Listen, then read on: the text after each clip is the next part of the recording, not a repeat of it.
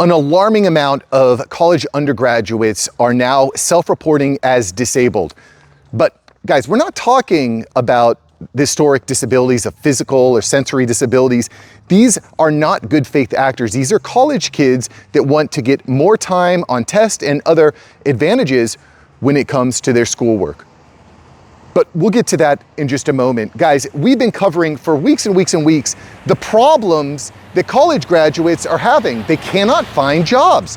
The college graduate unemployment rate continues to skyrocket. I'm going as far as saying that college is a scam at this point, because kids are going to college, they're getting degrees that don't matter, that aren't getting them hired. Companies are not interested in hiring college kids. I was reading another article earlier this week where companies are saying, we're just gonna hire straight out of high school. We're done with the college. And you know, universities, you did it to yourselves. You did it to yourselves. You were too greedy. You're getting all these government subsidized loans, and you're just bringing in people that don't need to actually be going to a university. And AI has completely highlighted and exacerbated this problem, because what companies understand is that we don't necessarily need to hire someone at the bottom of the corporate ladder. We can just use AI to fill that role. That's what they understand. But anyway, let's get into today's story, guys. If you want to keep up with the latest and greatest news when it comes to AI, the workforce, the future of work, guys, this is the time to subscribe to the channel. Fresh video Monday through Saturday. Sometimes I cover multiple stories. Today I'm just covering this one story because it's so insane. So a few days ago, I covered some stats about how 1 in 4 unemployed persons was a college graduate, our brightest, our smartest, our most invested. They have the most potential. They've invested in their education. Well, a lot of them can't find jobs. Young people can't find jobs. College graduates can't find jobs. It's a major problem. We'll post a link to that video here. But what is happening here that is so staggering is that the Atlantic reports is that the amount of kids that are reporting themselves as disabled has skyrocketed. In some places, it's doubled, tripled, or even quintupled over time. And get this, this is not just regular people at community college. No, these are the best of the best. This is an insane number, guys. Over 20% of the undergraduates at Brown and Harvard are registered as disabled. 34% of students at Amherst are registered as disabled. Guys, get this, this number is so shocking. And I'm gonna cover why they're doing this in just a moment. The University of Chicago disabled students have tripled over the last 8 years. UC Berkeley has quintupled the amount of kids that are saying that they're disabled has quintupled over the last few years. So why are they doing this? Guys, when you are classified as disabled, you get some special preferences. And one in particular is you get more time to take tests. So if you go back to college or think about going back to college or think about testing, there would always be a point where the teacher would say, all right, pencils down. That's all the time you have. And I tell this to my daughter, tell my daughter, listen, if you feel like you're getting at the end of the test and you don't have answers finished, just start circling them, because it's a time test. And let's be honest, that's how the real world works. In the real world, you don't get to tell your boss, hey, I need more time. It's like, I need the results now. If you're a professional basketball player, you don't go to the ref and say, hey ref, can you just put another 30 seconds on the clock? I just want to get another shot. That's not the way the world works, boys. The way the world works is you get it done in the time that you got.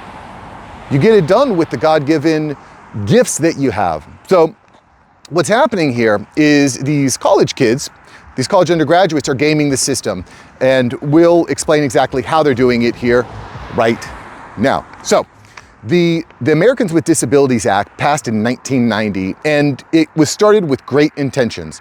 Provide reasonable accommodations to people with a physical or mental impairment that substantially limits one or more major life activities. Now, sounds good, right? We want to give people opportunities. And I'll give you a perfect example. You're in a wheelchair, you need to have wheelchair accessibility to your school, for example, right? You need to, you have to have an elevator so people can get to class. That makes sense to me. That seems reasonable. We want to give these people opportunities. Well, it was expanded in 2008 to widen and include conditions like ADHD, anxiety, and depression. And here's, my friend, where things go off the rails. So to make matters worse, the Association on Higher Education and Disability made a statement that has completely taken us off the rails. This is what they say. They say, requiring extensive medical and scientific evidence perpetuates a deviance model of disability, undervalues the individual's history and experience with disability, and is inappropriate and burdensome under the revised statute on regulations. So what did this do? What it did is it made it very easy for people to claim a disability, for students to claim a disability, which to me is absolutely horrendous. It's not only is it damaging to all the kids that have to share that same grade, that are having to compete for grades, but it's incredibly damaging to the human being to say, I'm disabled. Dude, you're stressed out. You just left home. You have anxiety because you just moved. You're not under your parents' roof anymore. You're in a dorm with some weirdo that you don't even know. Of course you're anxious. Of course you have anxiety. Your boyfriend broke up with you. Of course you're depressed. Now, I don't want to come out here and say that no one suffers real depression. I've had employees of mine that have suffered from real depression, and honestly, it's completely debilitating. They're not functional, very inconsistent, very incommunicative. They go missing for weeks. They're not hireable. Like, I don't have a thing where I just say, oh, okay, well, because you have this self-diagnosed clinical issue, well, yeah, I'll just do whatever you want when you want. That doesn't work. That's not how the real world works. I had to end up letting the guy go. I felt bad about it. I had lent him money too. And I said, here, loans forgiven, keep it, best wishes. Wish you all the best. I just can't keep operating like this. We're losing customers because you're not showing up. The customers don't care. They care about the results. Anyway, I'm getting a little bit off topic. The bottom line here, guys, is that this is an insane number. This is an insane number. This ADA is meant to help kids in wheelchairs. It's not meant to give these college kids more time on tests. In fact, this is an insane story. There was a California student that was allowed to bring his mother to class because of his quote-unquote disability. In a lot of cases, guys, in the past, you wanted to get special treatment, you needed to jump through some hoops. It's not just, oh, well, I was talking to my buddy at the football game last night and he got an extra half hour to complete his exam because he's quote-unquote disabled.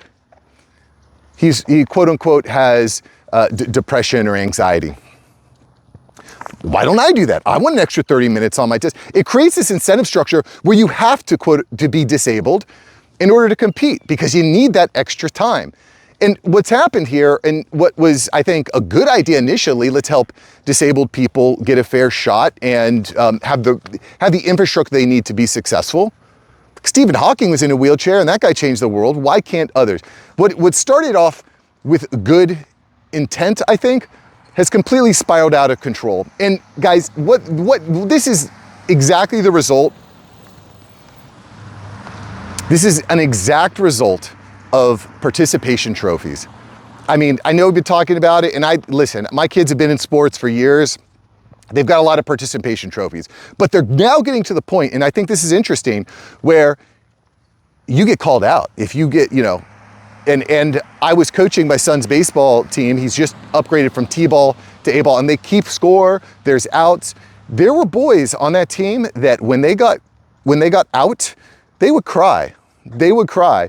And I think that experience now is very, very valuable. You need to learn how to deal with stress, with problems, instead of being coddled and saying, oh, well, because you're crying, you would just stay on the base. That's essentially what these universities are doing. These universities are saying, well, because you're stressed out, take an extra 30 minutes on the test. And here's the problem, guys. Here's why these kids are not, so there's all sorts of problems. There's the problem of, well, now that 30%, now that 1 in 3 kids are getting extra time on tests, why wouldn't everybody else do it? If you see Jim doing it, Jim seems fine. Jim was out drinking and hooking up with chicks on Saturday night. Now he's depressed all of a sudden, so he gets extra time. I'm gonna do that too. All of a sudden, your entire frat is disabled. Like that's, so A, that's a problem. So then why not just give everyone as much time as they want on tests? Because they're all gonna do it anyway. So there's that problem. But there's the problem of, well, what do you do when you get out of that and you get into the real world? Because again, the employer, what is college doing? What is the purpose of college? The purpose of college is to prepare you for the real world, quote unquote, to prepare you for the challenges of corporate life, of building your business, of developing new science. If your university is producing coddled, incompetent, slow students, you are not going to get hired, and it's going to have a trickle-down effect to everybody that graduates the university program. Because when me as someone who's doing hiring for an organization, if I say, oh, you graduated from Harvard? Well, 20% of people at Harvard need extra time on tests. You're just gonna assume, well, there's a good chance that you're part of that 20%. Because I know that 1 out of 5 applicants from Harvard, the most prestigious university, quote unquote, in the United States, that number just blew me away, that 1 in 5 kids at Harvard need extra time.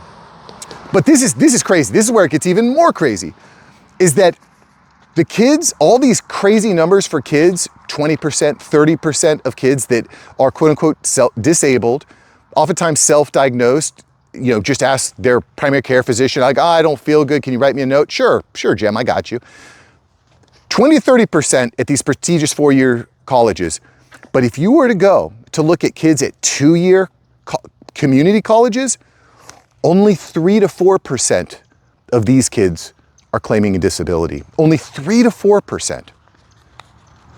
What is going on? It's not the kids that actually need the extra time.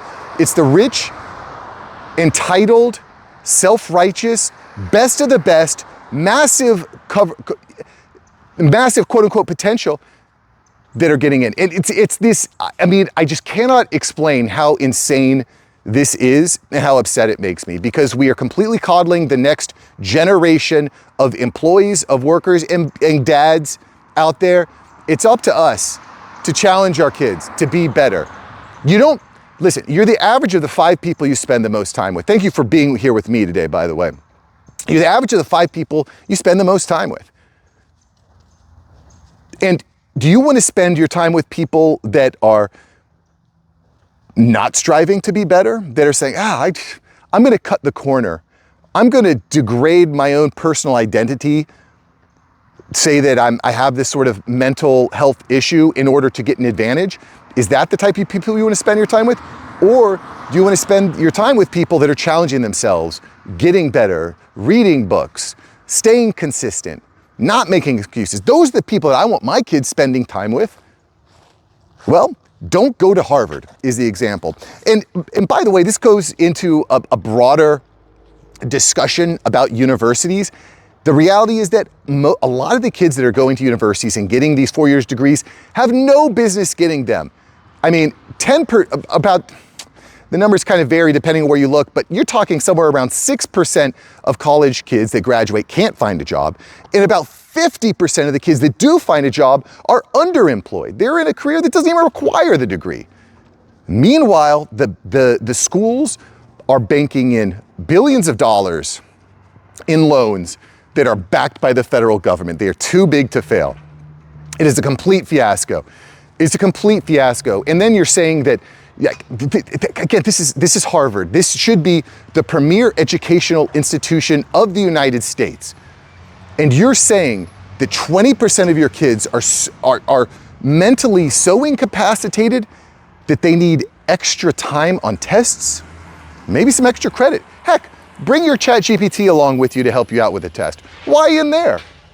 Do you understand how problematic, how dangerous this is for the United States? While you've got kids overseas that are learning, boys and girls. You turn on TikTok in China, you're getting STEM. You turn on TikTok in the United States, you're getting something different.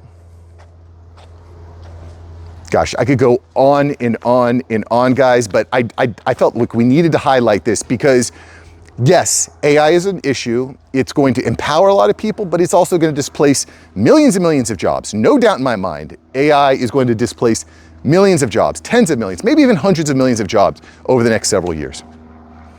And companies know this, and companies are purging staff in order to leverage AI to a higher degree. Yes, that is happening. But here's the deal. You are not entitled to a job. You are not entitled to a university degree. You are certainly not entitled to extra time because your boyfriend broke up with you. Get over it and get back to business. And again, if you just said, hey, there's this community college and they're doing, guys, this is Harvard. You know, you people wear sweatshirts that say Harvard that didn't even go to Harvard because of the prestige, because of the brand. Well, now the brand is being completely demoralized, Brown, completely demoralized, and this is just the tip of the iceberg, I'm afraid. The university system is in for a huge reckoning. AI is going to completely reshape the way that education happens. It's already completely changing the way that corporations and businesses operate. I had to share this story in a little bit more detail today, guys, because it is just completely shocking. It doesn't seem like many people are talking about this, but when I heard this, I read this in the Atlantic, I was flabbergasted, my jaw hit the floor. Anyway, guys, thanks for subscribing to the channel. Make sure you subscribe to the newsletter. It is completely free, aiupdate.ai, aiupdate.ai. Join it, it's completely free. It's written by me and my assistant at aiupdate.ai. We're sharing the latest news, the stuff that we know. Listen, you go to Thanksgiving dinner, nobody understands what's happening with AI. They're like, oh, yeah, you know, I heard about this GMT thing. I don't know. When you know first, you have a massive advantage. You have first mover advantage. Put on your oxygen mask first before you start putting it on others around you. Go to aiupdate.ai, get subscribed. And I'll see you in the next video, guys. It's right here. We covered this video yesterday. 32,000 jobs lost in November. Also, NVIDIA puts their $100 billion deal on hold with OpenAI. It's all right here. I'll see you there, boys. Take care. Peace.